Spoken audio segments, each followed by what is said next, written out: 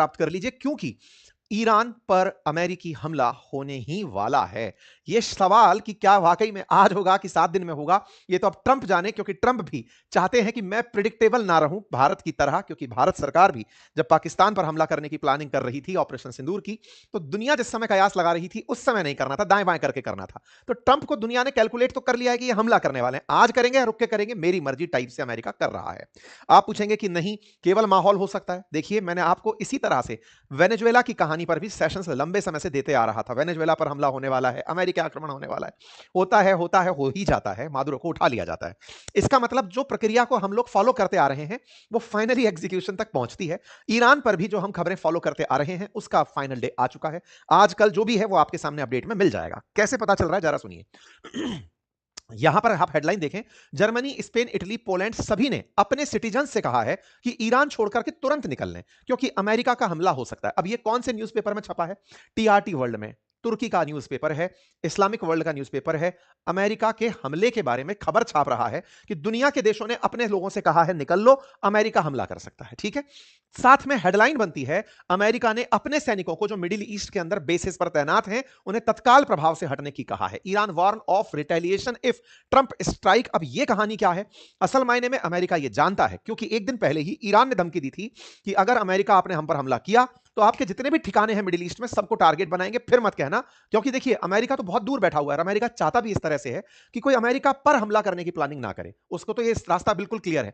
लेकिन अमेरिका के जो बेसिस बने हुए हैं मिडिल ईस्ट में, उन पर तो हमला किया जा सकता है। ऐसे में उसने उन बेसिस के बारे में पहले ही धमकी दे दी थी ईरान ने कि देख लो भाई, हम आपके बेसिस पर हमला करेंगे। ये बात जैसे ही बाहर आती है, हमारे सारे हवाई जहाज अपना रास्ता बदल देते हैं। एयर इंडिया, इंडिगो, इन सब ने ट्रैवल एडवाइजरी जारी करते हुए कह दिया कि भाई अब हम ईरान के एयर स्पेस से नहीं उड़ेंगे। ईरान ने भी अपने एयर स्पेस बंद कर दिए। क्यों? क्योंकि अगर अमेरिकी कोई फाइटर जेट हमला करने आएगा तो उसे ईरान अपने रडार से समझ जाएगा कि भाई अपना जहाज नहीं है, किसी का जहाज नहीं है, ठोको। मतलब पूरी तरह देखिए, ईरान वेनेजुएला की तरह देश नहीं है, मजबूत कंट्री है, बढ़िया डिफेंस है, बढ़िया उसके पास में ड्रोन्स हैं, मिसाइल्स हैं, लंबे समय से युद्ध की तैयारी है, इतने दिन से प्रेशर झेल रहा है। और ईरान के साथ में चीन और रूस का भी बैकिंग है। रूस का बैकिंग मैं बोल रहा हूं, इसके पीछे का तर्क यह है कि जब रशिया यूक्रेन युद्ध हुआ है ना, उस समय पर ईरान ने खूब सारे ड्रोन रूस को दिए हैं। ऐसे में रूस ईरान के साथ ना आए ऐसा लगता नहीं है, क्योंकि बदले में रूस जरूर आएगा, क्योंकि ईरान पूरे टाइम रशिया यूक्रेन में रूस के साथ खड़ा रहा है। ऐसे में अगर रूस ने इन्हें अपने मिसाइल सिस्टम दे दिए, चीन ने अपने व्यापार को बचाने के लिए कुछ कर दिया, तो यह बहुत ही भीषण स्थिति तक घटना जा सकती है। यूएस मिलिट्री के बारे में यरूशलेम पोस्ट लिख रहा है कि अगले 24 घंटे के अंदर हमला हो सकता है। यह यूरोपियन ऑफिशियल्स के बयान को यरूशलेम पोस्ट लिख रहा है। मतलब कुल मिलाकर के खबरों में ईरान पर अगले 24 घंटे में हमले की बातें चल रही हैं। साथ ही साथ ईरान के लोग भी अब देश छोड़ छोड़कर पलायन के लिए तैयार हुए हैं, निकल रहे हैं। तुर्की के साथ जो बॉर्डर साझा होता है ईरान का, वहां पर बड़ी संख्या में हलचल देखी गई है। इसी बीच में भारत की तरफ से एडवाइजरी जारी हो जाती है फिर से, और वो कहते हैं कि अगर कोई भी छात्र, तीर्थयात्री, व्यापारी, पर्यटक जो भी ईरान में है, जल्द से जल्द वहां से निकल जाए। अब ये भारत बोल रहा है, इसका मतलब भी समझ जाइए कि इतना तो हम भी समझ रहे हैं कि कुछ तो गड़बड़ होने वाला है। भारत की जो एम्बेसी है ईरान में, उसने प्रॉपर अपडेट दे दिया है कि भाई ये फोन नंबर्स हैं, तत्काल प्रभाव से पहुंचो और यहां से निकलो। भारत के विदेश मंत्रालय की तरफ से भी कल 14 जनवरी के दिन अपडेट दे दिया गया, जो भी एडवाइजर्स हैं, जो भी लोग हैं, वहां से बाहर आ जाएं। इस बीच में भारत के विदेश मंत्री ने ईरान के विदेश मंत्री से फोन पर बातचीत करी और उनके बारे में सिचुएशन जानी। एयर इंडिया की तरफ से आया ये अपडेट देख सकते हैं कि भाई हम ईरान पर से नहीं उड़ेंगे। इंडिगो की तरफ से आया अपडेट देख सकते हैं, हम ईरान पर से नहीं उड़ेंगे। मतलब पूरी तरह से बैटल ग्राउंड सज चुका है, बातें हो चुकी हैं, युद्ध की तैयारियां हैं, और इस युद्ध की तैयारी में ईरान से होकर के भारत की जो फ्लाइट्स बाहर की तरफ या फिर यूरोप की तरफ जाने वाली थी, उन सब ने रास्ते बदलने शुरू कर दिए हैं। ईरान एयर स्पेस बंद कर दिया गया है। यहां पर बैठे हुए कतर में जो ईरान अमेरिका का एयर बेस था, उसे खाली किया जा रहा है।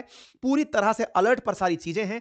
जो भी तैयारी युद्ध के नाम पर होनी चाहिए वो सज चुकी हैं। ईरान का अपना एयर स्पेस बंद करने की खबर आप देख सकते हैं। ईरान ने थोड़े दिन पहले भी एक बार के लिए एयर स्पेस बंद किया था, जिसके चलते अब आज सुबह सुबह का अपडेट है कि यूरोप की जो फ्लाइट्स हैं वो भी अब ईरान के एयर स्पेस में नहीं उड़ेंगी। इटली, पोलैंड अपने सिटीजन से कह रहे हैं कि भैया जल्दी से निकल जाओ। इस बीच में इंटरनेट की पूरी जो मतलब व्यवस्था है वो चौपट है। लगातार 8वां दिन है ईरान में इंटरनेट के माध्यम से कोई खबर बाहर नहीं आ रही है। ठीक है। अब ये खबर में इतना ज़्यादा तड़का कैसे लगा, उस खबर तक चलते हैं। कल शाम को अमेरिका का जो न्यूज़ मतलब एक तरह से समझिए ये हैंडल है जो अमेरिकी खबरें बाहर निकालता है, उसमें ये साफ-साफ कहा गया कि अमेरिकी अधिकारियों ने न्यूज़ चैनल रॉयटर्स से कहा है, the US is withdrawing some personnel from major US bases in Middle East. अर्थात केवल कतर में ही नहीं, अमेरिका के जितने भी मिडल ईस्ट के अंदर और बेसेस हैं, वहां से वो लोगों को निकालने का आदेश दे चुका है। इस बात का कंफर्मेशन हो जाता है जब कतर की तरफ से खुद ये कमेंट आ जाता है। यहां पर ध्यान देने की बात है, ये वही कतर है जिसकी कोई गलती नहीं थी लेकिन पिछली बार बेचारे पर गोला डाल दिया गया था। कब की बात है? ईरान इजराइल जब युद्ध चल रहा था तब ईरान ने कतर को बोलकर अमेरिकी एयरबेस पर हमला किया था कि सुनो तुम हमारे मित्र हो लेकिन अमेरिका वाले तुम्हारे यहां बैठे हैं, उन पर हम हमला करेंगे। ट्रंप ने फिर यह कहा था कि ईरान ने हमें पहले ही कह दिया था हम हमला करने आ रहे हैं, थैंक यू ईरान, आपने हमें इन्फॉर्म करके हमला किया। ईरान इजराइल के बीच में जब थोड़े दिन पहले कंफ्लिक्ट हुआ था तब अमेरिका के बेस को ईरान ने निशाना बनाया था। अब चूंकि अमेरिका खुद पार्टी बनकर ईरान पर हमला करने आ रहा है तो इस बार अमेरिका वर्सेस ईरान है, इजराइल वर्सेस ईरान नहीं हो रहा है। लेकिन इजराइल से तो असली नफरत है, नफरत ही इजराइल से है, इसी चलते तो अमेरिका आ रहा है। तो इजराइल के लोग क्या कर रहे हैं, यह भी तो अपने आप में एक खबर है। साथ ही साथ कतर ने साफ कह दिया है कि सुनो भाई, अपडेटेड खबर यह है कि अल उदैद एयरबेस से लोग जा रहे हैं, यह हम आपको बताना चाहते हैं। कतर खुद डरा हुआ है कि इन लोगों की लड़ाई में हम ना मारे जाएं। पिछली बार इजराइल ने गुस्से में हमास के लोगों को मारने के लिए हमारे देश में हमला कर दिया। लड़ाई कहीं भी होती है, कतर में गोला फटता है। तो भाई अमेरिकियों, तुम्हें रोकने की कीमत चुकानी पड़ती है। कृपया करके जब तुम यहां से निकल रहे हो तो हमें खबर देने दो। फिर भाई लिस्ट निकल कर आती है हवाई जहाजों की। सारे हवाई जहाज रास्ता छोड़ करके जाते हुए दिखाई देते हैं, कतर एयरबेस से उड़ते हुए हवाई जहाज दिखाई देते हैं। जब नोटिस किया जाता है कि यूएस मिलिट्री के बेसिस कहां-कहां हैं, तो इस पूरे मिडिल ईस्ट में जहां-जहां पर भी यूएस मिलिट्री बेसिस हैं, जहां पर लगभग मतलब मिनिमम 1000 से ज्यादा तो कहीं ना कहीं सैनिक हैं ही हैं। ऐसे में अगर आप देखें तो कुवैत, अल उदैद, यूएई, इसी प्रकार से बहरीन, सऊदी, जहां-जहां भी इनके सैनिक हैं, वहां से बड़ी संख्या में सैनिकों को हटाने की बात चल रही है। अब सवाल बड़ा बनता है, जब हटा ही रहे हो तो युद्ध क्या करोगे?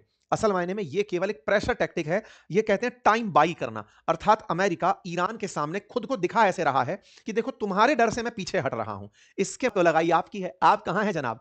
चर्चा है इनने भी खेला खेला है। अब देखो मोसाद कुछ तो कर रही होगी। चर्चा है कि नेतन्याहू का जो हवाई जहाज है ना, वो उड़ करके ग्रीस गया है। ग्रीस में ये पहले भी गए थे। कहा जाता है कि जब भी ईरान का कोई हमला हो रहा होता है तो अक्सर नेतन्याहू का एक जहाज ग्रीस निकल लेता है। अब ये कयास है बाजार के। ये कहा जाता है कि इजराइल ने ऐसे समय पर अपने आप को एक और बेस दिला रखा है ग्रीस में। ग्रीस पर ईरान हमला नहीं करता है और नेतन्याहू निकल लेते हैं, सेफ्टी एग्जिट ले लेते हैं। ऐसी मीडिया रिपोर्ट्स आती हैं। ये इजराइल का जहाज है जिसका ट्रैक दिखाई पड़ता है, इजराइल का ये नेतन्याहू का जहाज है जिसके बारे में पता चलता है कि ये ग्रीस की यात्रा पर निकल लिया है। मतलब ये अपनी जगह बदल रहे हैं। इजराइल पूरी तैयारी कर रहा है कि होगा तो सही हमला और हम पर भी हो सकता है। ऐसे में जो आयरन डोम करके इनका सिस्टम है उसकी बैटरीज को रवाना किया जा रहा है। सब तरफ रिपोर्ट्स में है कि आयरन डोम इजराइल में सब तरफ सक्रिय कर दिया गया है, यात्रा में दिखाई दे रहा है। तुर्की ईरान के अंदर बैठे लोग क्या कर रहे हैं? ईरान में बैठे लोग, ये अपडेट है, ईरान के अंदर लोग अब तुर्की वाले बॉर्डर पर जा रहे हैं। तुर्की के बॉर्डर पर जाकर के आप अगर नोटिस करें तो ये ईरान है और ये तुर्की से बॉर्डर साझा करता है। इस बॉर्डर की तरफ ये लोग प्रस्थान कर रहे हैं कि अगर तेहरान पर हमला हुआ तो हम सबको नुकसान ना हो तो चलो तुर्की में चल के राहत ले लेते हैं। अरब देश क्या कर रहे हैं? अरब देश ट्रंप से कह रहे हैं कि सर ईरान पर हमला मत करो, इनकी सरकार अभी भी मजबूत है, खत्म नहीं होगी और स्थिति बहुत बिगड़ जाएगी। कह रहे हैं इजराइल भी यही सलाह दे रहा है। इजराइल कह रहा है कि जो वेनेजुएला में किया हो ना, कुछ वैसा कर लो, इनके सरकारी लोगों को मार दो, जनता को और उग्र उग्र कर दो, जनता को ही पलटने दो, आप एंट्री मत करो, अदरवाइज बहुत ज्यादा सैन्य दिक्कत खड़ी हो जाएंगी। लेकिन यहां तो ईरान एकदम कमर कस के बैठा है कि अमेरिका तू एक गोला फेंक के दिखा, मैं तेरे जितने तबाही मचाऊंगा ना आसपास पूरी दुनिया में। ईरान को पता है कि अमेरिका ने इन सारे देशों को, जीसीसी के लगभग देशों को पाला हुआ है, चाहे कतर हो, बहरीन हो, यूएई हो, सऊदी हो, इन सबको बोले बेटा तुम तो फेंकोगे गोला वहां से, मैं इन सब के साथ, क्योंकि अल्टीमेटली तुम सब जगह से मुझ पर हमला करोगे। तब ये देश ये कहेंगे कि अमेरिकी बेस से हमला हुआ है, हमने नहीं किया है, तो बेटा मैं बदला वैसे ही लूंगा और मैं इन पर सीधा गोला मारूंगा। ऐसे में ईरान के अंदर तैयारी क्या चल रही है? सरकार अपनी तरफ से झंडे जला रही है अमेरिका के और वीडियोस चलाए जा रहे हैं कि ट्रंप सुनो, पिछली बार तो तुम्हारे गोली लगते लगते बच गए थे तुम, इस बार नहीं बचोगे, तुम्हें तुम्हारे देश में घुसकर मारेंगे। तो ईरान के अंदर जो जनता है ना, वो लाखों की संख्या में सरकार के समर्थन में सड़कों पर घूम रही है कि एक भेजने थे। उस समय ट्रंप एक बार शांति खा गए थे कि हाँ हाँ देखा जाएगा, और अचानक से फिर ये B2 बॉम्बर भेज करके दुनिया को इन्फॉर्म किए कि हमने नेतांज को तबाह कर दिया है। बिल्कुल इस बार भी वैसा ही चल रहा है और अमेरिका इसी तैयारी में है। कहा जा रहा है, हमें कहा गया है कि फांसी वांसी रुक गई है, लेकिन इसी बीच में अमेरिका ने साउथ चाइना सी के अंदर जो खड़ा हुआ अपना यूएसएस अब्राहम लिंकन, जो एयरक्राफ्ट कैरियर है, उसे भेज दिया है कि चलो बेटा आ जाओ, ईरान पर हमला करने की तैयारी है। इसी बीच में सबसे बड़ा सवाल, रूस और चीन की कोई प्रतिक्रिया आई कि नहीं? अभी जब मैं आपका सेशन लेकर आ रहा था, उस समय की ताजा प्रतिक्रिया यह है कि इस समय जब पूरी तरह एयर स्पेस बंद है, एक चीनी जहाज यहां आकर उतरता है, फ्लाइट रडार इसकी जानकारी दे रही है। अब ऐसे में क्या चाइना ईरान में अपने वेपन तैनात कर रहा है? क्या थोड़ी देर बाद रशिया भी यहां पर दिखाई देगा? क्योंकि वेनेजुएला की तरह ईरान को ये लोग नहीं छोड़ने वाले हैं। ये तय है क्योंकि ईरान ने इनका साथ दिया है। क्या है? यहां पर बैठे हुए कतर में जो अमेरिका का एयरबेस था, उसे खाली किया जा रहा है। पूरी तरह से अलर्ट पर सारी चीजें हैं। जो भी तैयारी युद्ध के नाम पर होनी चाहिए, वो सज चुकी हैं। ईरान का अपना एयर स्पेस बंद करने की खबर आप देख सकते हैं। ईरान ने थोड़े दिन पहले भी एक बार के लिए एयर स्पेस बंद किया था, जिसके चलते अब आज सुबह सुबह का अपडेट है कि यूरोप की जो फ्लाइट्स हैं वो भी अब ईरान के एयर स्पेस में नहीं उड़ेंगी। इटली, पोलैंड अपने सिटीजन से कह रहे हैं कि भैया जल्दी से निकल जाओ। इस बीच में इंटरनेट की पूरी जो व्यवस्था है वो चौपट है। लगातार 8वां दिन है ईरान में इंटरनेट के माध्यम से कोई खबर बाहर नहीं आ रही है। ठीक है, अब ये खबर में इतना ज्यादा तड़का कैसे लगा, उस खबर तक चलते हैं। कल शाम को अमेरिका का जो न्यूज, एक तरह से समझिए ये हैंडल है जो अमेरिकी खबरें बाहर निकालता है, उसमें यह साफ साफ कहा गया कि अमेरिकी अधिकारियों ने न्यूज चैनल रॉयटर से कहा है, the US is withdrawing some personnel from major US bases in Middle East. अर्थात केवल कतर में ही नहीं, अमेरिका के जितने भी मिडिल ईस्ट के अंदर और बेसिस हैं, वहां से वो लोगों को निकालने का आदेश दे चुका है।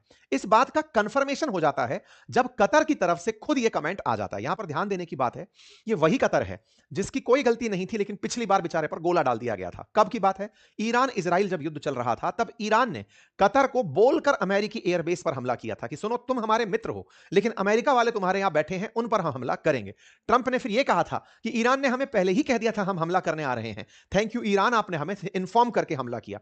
ईरान इजराइल के बीच में जब थोड़े दिन पहले कंफ्लिक्ट हुआ था, तब अमेरिका के बेस को ईरान ने निशाना बनाया था। अब चूंकि अमेरिका खुद पार्टी बनकर ईरान पर हमला करने आ रहा है, तो इस बार अमेरिका वर्सेस ईरान है, इजराइल वर्सेस ईरान नहीं हो रहा है।